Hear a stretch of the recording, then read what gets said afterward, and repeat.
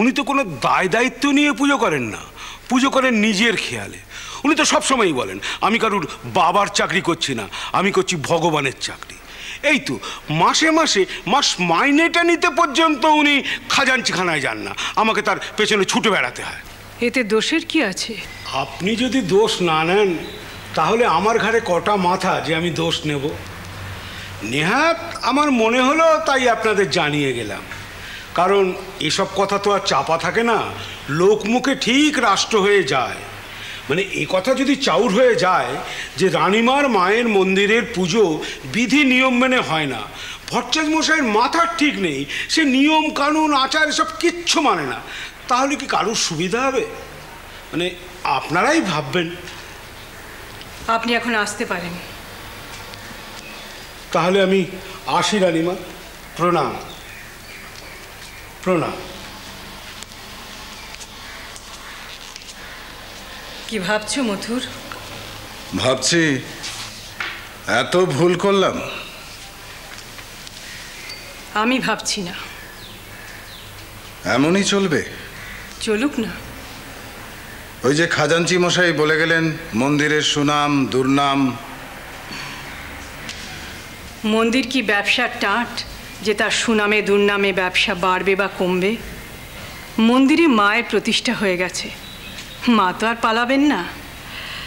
ছোট ভট্টাচার্যের আচার ব্যবহার, তার নিজের বোধ যদি পাগলামি মনে হয়, তাতে মায়ের মন্দিরের দোষ কোথায়? আর তাছাড়া আমরা তো মায়ের জাগ্রতারূপই চেয়েছিলাম। ছোট ভট্টাচার্য যদি সেরূপ দেখতে পায় তাতে ভাববার কি আছে? সব ছেলে তো মাকে এক চোখে দেখে না। কেউ মাকে আপনি আজ্ঞে করে, কেউ তুই তোকারি করে, কেউ আবার প্রণাম করে, কেউ আবার হামলে পড়ে আদর করে, কেউ কেউ ফিরেও তাকায় না, আবার কেউ কেউ মায়ের আদেশ মাথায় নিয়ে বিপদকে বরণ করে নেয়। আর তাছাড়া এমনিতেই আমার এত অশান্তি, নতুন করে আমি আর কোনো অশান্তি চাই না। আপনার কিসের অশান্তি মা? তুমি জানো না, বিষয় আশয় মামলা মোকদ্দমা আমার ঘাড়ে ঘাড়ে, এর উপর আবার নতুন উপসর্গ আমার সইবে না। আপনাকে আর কোনো উপসর্গ সইতে হবে না। তুমি কি করতে চাইছো? আমি মন্দির সম্পর্কে একটা সুষ্ঠু সমাধান চাই। যেমন?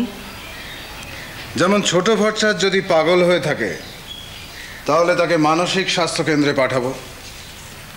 আর যদি তার শরীরে কোনো অপদেবতার আবেশ হয়ে থাকে তাহলে ভালো কবরেজ ডাকিয়ে চিকিৎসা করব। নইলে মানব যে দেবতার থেকে অপদেবতার ক্ষমতা বেশি। আমার জানা দরকার কে সেই অপদেবতা যে এই দেবস্থানে ঢুকে নানা তছনছ শুরু করেছে। আর এই দুটোর যদি কোনোটাই না হয় তাহলে মন্দির পরিষ্কার করব। ছোট ভট্টাচার্য যেরকম নিজের শরীর থেকে পাপ পুরুষকে বিদায় দিয়েছে, আমিও তেমন মন্দির থেকে সব কটা পাপ পুরুষকে বিদায় করব।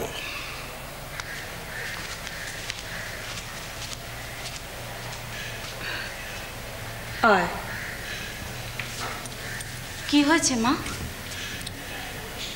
মন্দির নিয়ে ভারী গোলযোগ রে ছোট। থাক সেসব কথা। তোর কি হয়েছে? আমার উপর রাগ করেছিস? না তো। আমি জানি করেছিস। রাগের মাথায় কি বলিস না বলিস কিছুই মনে থাকে না তোর।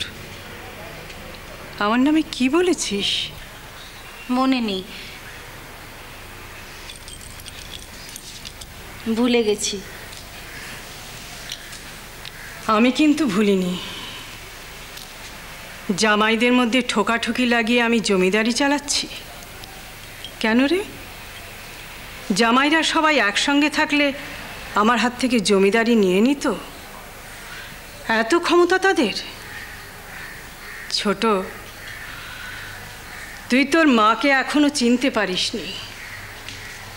তোর বাবা চলে যাবার সময় এই বিশাল জমিদারির সঙ্গে সঙ্গে আরও দুটো জিনিস দিয়ে গিয়েছিলেন আমাকে, আত্মশক্তি আর ভগবানের ওপর বিশ্বাস করার শক্তি।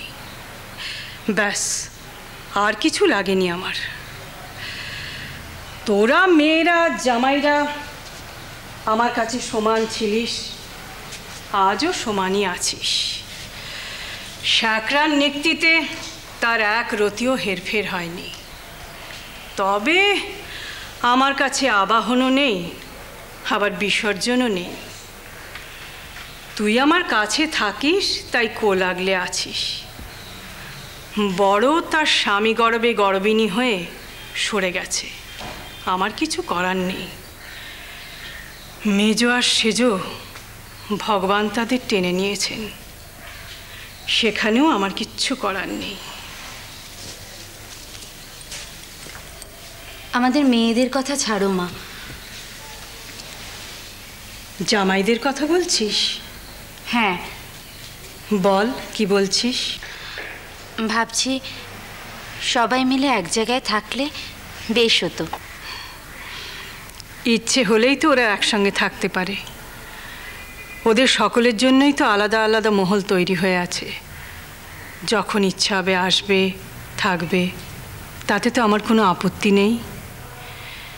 কিন্তু আমার সঙ্গে সেই থাকতে পারবে যে আমাকে জানবে, বুঝবে, মথুরের মতো। আচ্ছা মা, তোমার সব ব্যাপারে ওর সঙ্গে মতের মিল হয়?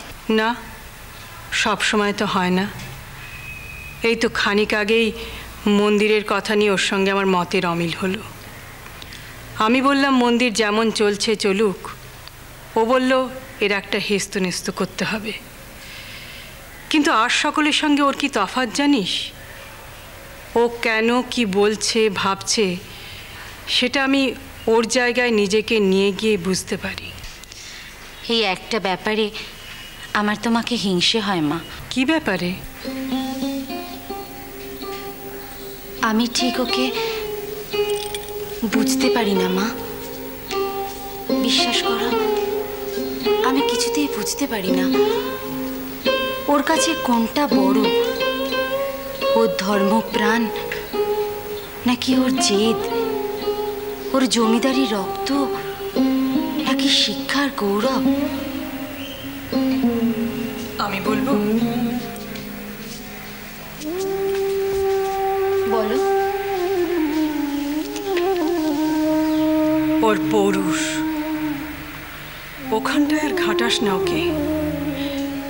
সব মেয়েরা কিন্তু এই ভুলটাই করে। বেশ, বুঝতে পারলাম। ভবিষ্যতে মনে রাখার চেষ্টা করব। কিন্তু আরেকটা ব্যাপারে যে আমার বুক কাঁপছে মা, মন্দির নিয়ে ও কি হেস্তনেস্ত করবে? সেটা বরং ওকেই জিজ্ঞাসা করিস।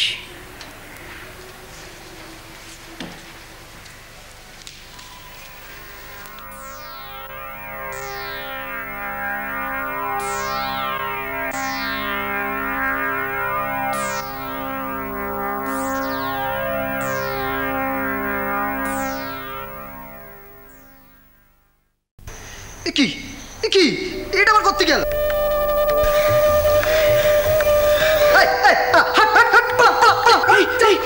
চুপ কর, চুপ কর। তোর কি মাথা খারাপ নাকি? দেখছিস না মা এসেছেন? মা মা বিড়ালের সাজে এসেছেন। খাবি মা? খা খা খা। মামা, এটা কি হচ্ছে? কি হচ্ছে এটা? ওরে চুপ কর। সর্বজীবে মা, মাছ বিড়াল হয়ে এসেছেন। মাকে না ডাকতেই মা চলে এসেছে। শ্রীরাম কৃষ্ণ